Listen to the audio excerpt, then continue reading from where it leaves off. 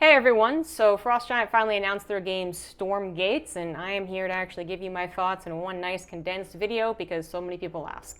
So let's do it. So if you don't know, Frost Giant's a team of people that are basically ex-Blizzard. I think there might be other people there, but mostly ex-Blizzard. And their goal was to create the next generation of RTS and esports as well.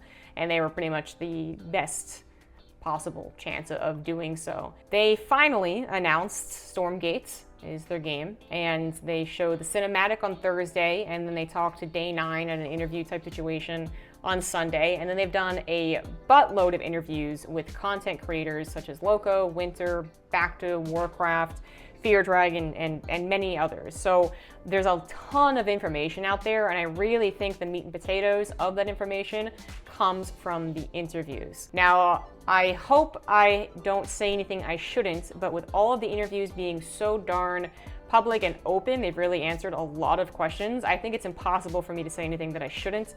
If I do say something I shouldn't, I apologize if any Frost Giant people are watching. I also think it's a problem. These interviews are really, really open, and I suggest watching all of them if you have the time, but certainly maybe some of the shorter, more dissected ones as well. Now that everything's out there in the open, what are my thoughts? Let's start with the positives. So first of all, the esports focus. They're actually thinking of esports right from the get-go. Not uncommon in today's world, but just not effectively done with an RTS.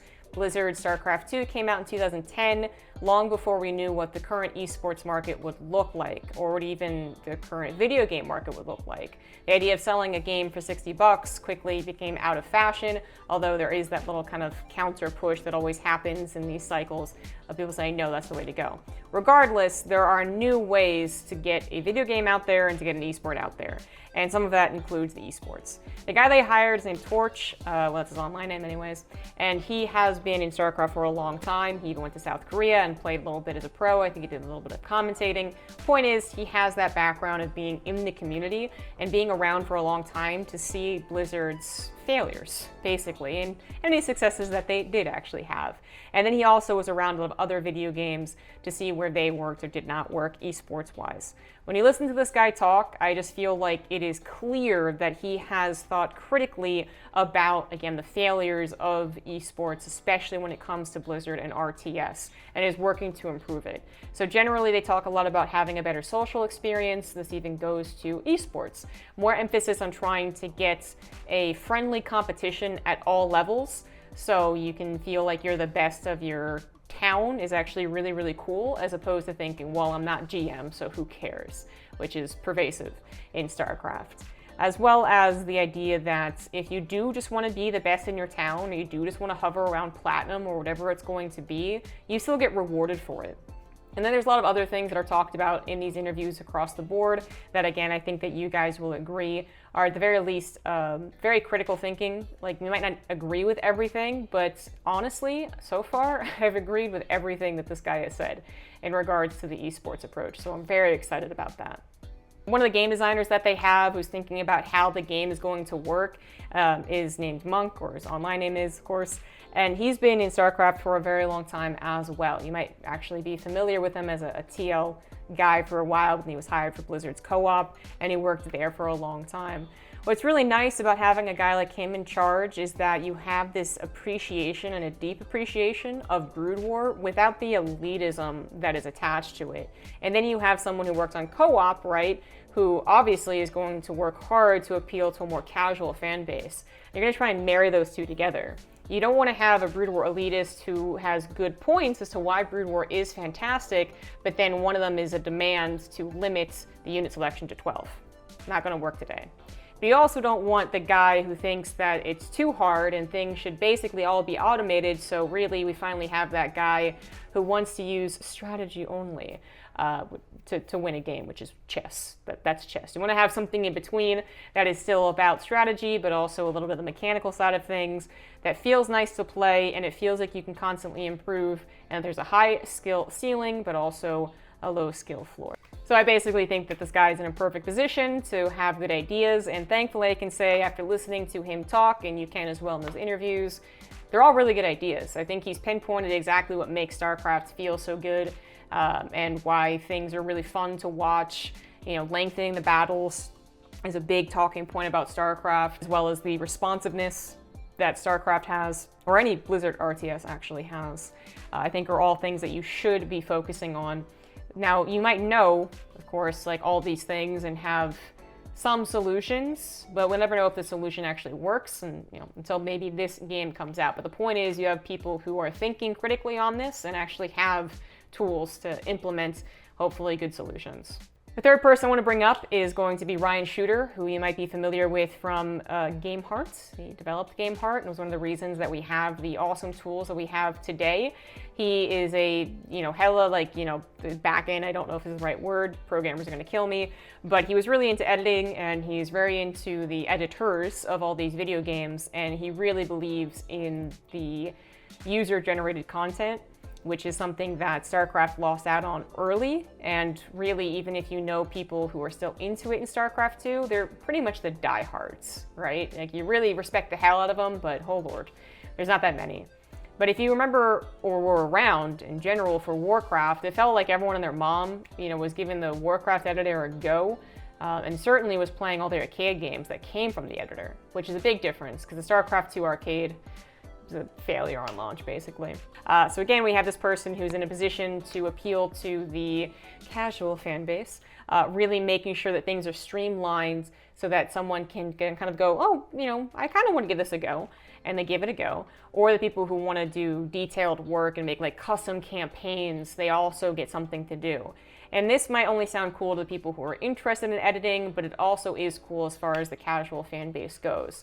There was really nothing like logging into Warcraft and then going straight to the arcade and finding what the new popular game was, or playing one of the dozens, if not hundreds, of kind of popular games. StarCraft 2 has a kind of active arcade, but it didn't match the excitement. And hopefully with the streamlined ability to like make arcade games and the promise, or the hope, I should say, I don't want to say that they made any promises, or the hope that Frost Giant won't Blizzard people, then you're going to find a lot of people willing to put in hours to make these really awesome games that you can then talk to your friend, and they might have said over and over again they aren't interested in Stormgate, but they'll play in the arcade game. And then that one time they play in the arcade game and they finally give the actual 1v1 a go, and they're like, you know what, okay, fine. That's kind of the hope. Again, kind of the idea of making the game itself and the launch or whatever it's going to be a place that feels like home. And that is actually, I think, something that Warcraft 3 did very unintentionally, but also kind of successfully. There was so many things to do on that BattleNet that I really hope that all these forces combined so far end up delivering on. And then last, I want to emphasize the readability thing I brought up earlier and the responsiveness. They also want to emphasize that. They have people who are literally worked on StarCraft 2 to make it as readable as it is. And you might be wondering what I mean by readable and why am I not saying legible. I'm not sure if legible is what you say for video games, but let me know. Anyways, by that I mean the difference of being able to tell a Marauder from a Marine instantly, and then perhaps on the flip side, being able to tell one pikeman from another in Age of Empires. And Age of Empire fans are going to be all angry, but I think it is a fact that Blizzard RTS got the readability correct the most, and the responsiveness correct the most as well. Exactly how all these units feel is very smooth and fluid, and it matches what they even look like as well. So you have different units with different movement, but they all feel good. They really focus on that. So even if you are trying to understand what I'm saying and you're just not getting it, but you agree that there's something about the game and you can't explain exactly what and I can't explain exactly what, they literally could. So we've even seen them layer on what makes things work as far as that readability. And it's fascinating. It's absolutely fascinating. That was one of the first indications to me that they have the right people on the job. They actually know what they're doing, they have years of experience, and they've really thought about this really hard. So even though the screenshot that we currently see on the Steam page isn't exactly super great yet, that is pre-alpha, and I want to say it might even be a mock-up. What we're going to have come beta is going to be just different enough. I'm not even going to say a lot different, but it's going to be just different enough to remind you of the way that StarCraft units look on that terrain. So that's good, ultimately. So that was the biggest positives for me. There's other positives as well. I basically like everyone who's been hired at Frost Giant, and I really love all their ideas, but those were the biggest ones for me. Now onto the negatives. Right off the bat, we gotta talk about the cinematic. Cinematic was not very good, and I really don't think it should have been shown as the first thing to introduce the world to Stormgate. It gets really weird. As I said, I like everyone who's involved in the project, so it feels weird being negative about things, but it is the truth. They didn't really do a great job of emphasizing that it was done in the engine, so people will come to defend them with that. It's not about the graphics, it's really about the way that it was like storyboarded and how the sound effects worked out and how the impact was made, or in this case, not made. I'm a would-be artist who's about to talk critically about a piece of art that I was not involved in, but it is what it is. I did a little deep dive on my stream if you guys wanted to really check it out. It was over an hour long, but there was a lot of things that just weren't done extremely well, even though they were limited by the technology, if you will. And things include the sound design. There were moments where I kind of thought myself questioning, like when the shield came together, it sounded like they had the sound effects for metal clanging, and then they just put it on without any thought process as to how it actually is going on visually. There is a moment with the mech where the pilot is shooting, that is one sound, then it changes camera angle and there's a different sound, and it's not because it's farther away or closer, it's just a completely different sound. And the music is not extremely impactful. Usually when we see music attached to a cinematic like that, they do a very good job of kind of matching, and this is where I sound totally out of my element, but they do a good job of matching like the crescendo, you know, with the really epic moment. So I actually compared it to a couple of great cinematics and also some mediocre cinematics that again don't have great graphics, but that's not what made it great. It's what, you know, the impact of the song rising and getting really hardcore basically when Deathwing screams is so much cooler than what we had in that cinematic. And as far as like storyboarding goes, I was also quite critical of. There were shots that just didn't seem to really give the effect they were hoping for, and in fact looked quite lame. When the demon came in, there was not a lot of buildup or apprehension or tenseness that went along with it. It just kind of lumbered in. And you're like, oh, okay. Where we know that even very old cinematics, even some of the Brood War cinematics, they can set up tension and atmosphere when some big hulking monster is about to come at them, like the Brood War beer drinking scene in the dropship that was abandoned. Has a little bit more than the cinematic made in 2022. Those are the things off the top of my head. It just was overall not that impressive. And this is basically universally agreed. I think I've watched enough talk about it at this point. I don't think they should have shown it first, and I do understand they wanted to show the like atmosphere and the design and the gist of the story too, because no one knew, you know, it was going to be demons and humans and whatnot. But that was not the way to do it. People were ultimately disappointed. They were critical, and while the expectations was here and it probably should have been here, the actual delivery was way lower. So when that happens, even when people try to convince themselves like, oh, but it's just a cinematic, like it's not that big of a deal, you can understand why the optimism sunk as well, because when you see something like that, any part of the game is less than the quality that is expected, people are going to further reduce their excitement and the quality of future announcements as well. Suddenly there's a less emphasis on it. So it was, I'm really excited for the cinematic. Oh, the cinematic was okay. I guess I'll go watch that thing with Dana. You know what I mean? So they could have done something a lot cooler. I wonder if this had to do with the way that they used to approach video game announcements, or maybe the show was like, yeah, it has to be a cinematic. I would have preferred instead maybe some type of Pixar behind the scenes, looking at people doing their job and some of the concept art, as opposed to a finished animation that didn't really look all that finished. That's my take on it though. Perhaps I'm unnecessarily mean, but again, I think everyone agrees that this was a disappointing show. So probably their worst negative that I have is cinematic.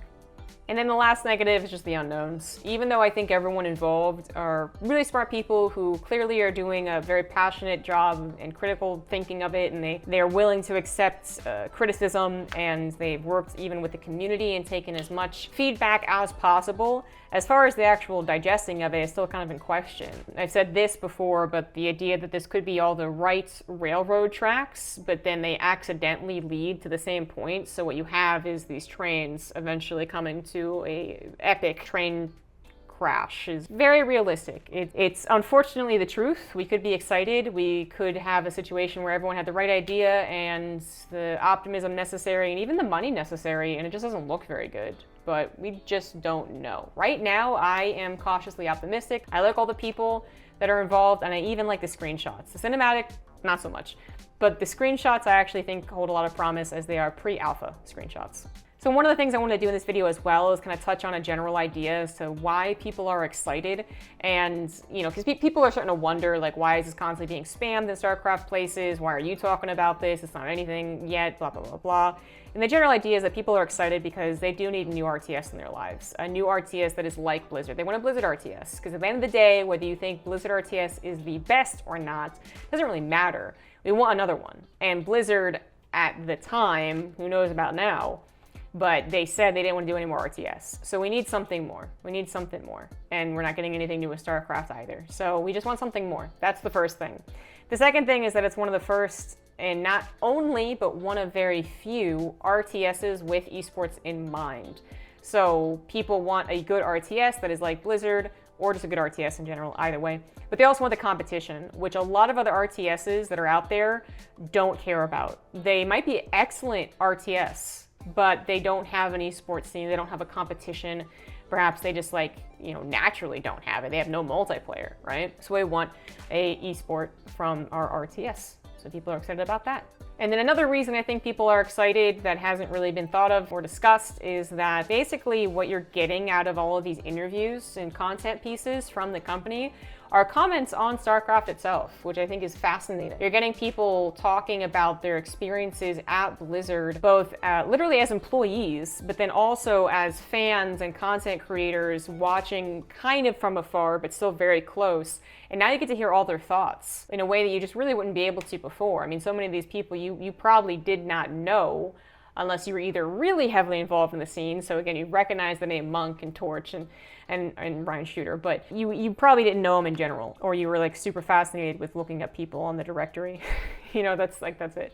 But now you get to hear all these thoughts and opinions, and just the idea that there are behind the scenes stories that are coming out of Blizzard, that if these guys didn't make this company, they just left and then did their own things elsewhere in other companies, you would never know how their opinions were shaped by Blizzard. So that's a really cool extra element to all of these interviews. The other thing that people are really excited about is the idea that there is a future for content creators. So by people, I guess I mean the people most, you know, actively involved in the scene who make their money off of it, like me, is that there's a company out there who wants to continue having, I guess, money to put into an esport to potentially give to us, right? To the pros, to the people that are on air, to the broadcast companies, and all that type of stuff, because that is something that is questionable as far as RTS experience, commentators and pros go, right? You can't exactly easily transfer over into some of these other popular games because it's not at all close to your genre. But with a new RTS that wants to do an esport, that wants to have seasons in a league, that is a lot of hope for a lot of us who make our livelihoods off of StarCraft or Warcraft or AoE or whatever it is. And then one of the last things I'm going to talk about is, am I going to play it or work in it? Yes, I'm definitely going to play it. I've signed up for the beta and all that good stuff, which is coming out mid-2023, by the way. You can go sign up on the website right now. Definitely going to play it, probably going to make some content for it. As far as am I going to work in it, I think if I get invited to do some things kind of pre-launch, then I'll definitely be up for it. And, you know, if I do or don't, it's not up to me. And then as far as after launch, it's really going to depend on if I quite like it a lot. And then also, you know, the chance of me just like straight up not liking it and really not wanting to work on it, which is possible, but I think extremely unlikely. I am someone who does generally like RTS, so as long as it's not completely a bomb, I'll probably do some work on it if the work comes my way, but I don't have any promises to make as far as commentating the game. Am I going to leave StarCraft 2? I think I'm going to get that a lot once I start playing this game, because that's what happens when you play other competitive games. No, I'm not going to leave StarCraft 2. For content creators, I just don't think there's a reason to. Like, just kind of stop doing the content, or start doing the content, or whatever you want. Can't imagine myself just being like, yep, never again on StarCraft. Goodbye forever. That's just, I don't think ever gonna happen. Anyways, no, I'm not leaving StarCraft 2. I'll not leave StarCraft 2 for this game. The chance I won't like it, even if I do really like it, I'll probably just put more work into it on top of what I do for StarCraft. Because I've weirdly enough found myself into a position in StarCraft that I wasn't anticipating, which is being invited and paid for like almost all the events. So I'm in a pretty comfy spot and I still really enjoy what I do. Yeah, even when this comes out, when I start playing beta, don't worry guys, there'll be a decent amount of StarCraft content as well. Okay, and that finally does it. That's a fairly long video, but hopefully it covered all of your questions, I guess, or my thoughts. And if you do have further questions, then feel free to ask them down below. If there are enough questions, then maybe I'll just do a question and answer video following this up. And if there's only a couple, I'll just answer them in the comments. But general optimism for what Frost Giant has to deliver with Stormgate. And I hope you guys are also optimistic once you start learning a bit more about their philosophy. And I like all the people that went there, and I like all their ideas so far. I hope you guys are going to eventually be optimistic if you aren't now. And I look forward to more development updates from the team too. I don't know when they're gonna happen, but hopefully soon. And I guess eventually it'll be mid-2023 and we'll all be playing it. So I look forward to that. Okay, if you liked the video, like, comment, subscribe, blah, blah, blah, blah, blah. And I will see you guys later. Bye-bye.